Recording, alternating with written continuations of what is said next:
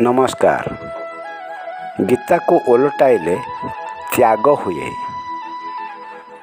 त्याग कहले कामना और कर्मफलर त्याग को ही बुझाए। कर्मफल पुष्प पत्र और नीर भगवान को निकटरे समर्पण करी भगवान प्रीति उद्देश्य कर्म कर।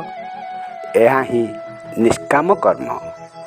जेपरी राम कृष्ण बुद्ध जैन जीशु मोहम्मद नानक चैतन्य और रामकृष्ण भगवान होइछंती केवल त्याग द्वारा। राम अभिषेक दिन ही राज्य त्याग करथिले।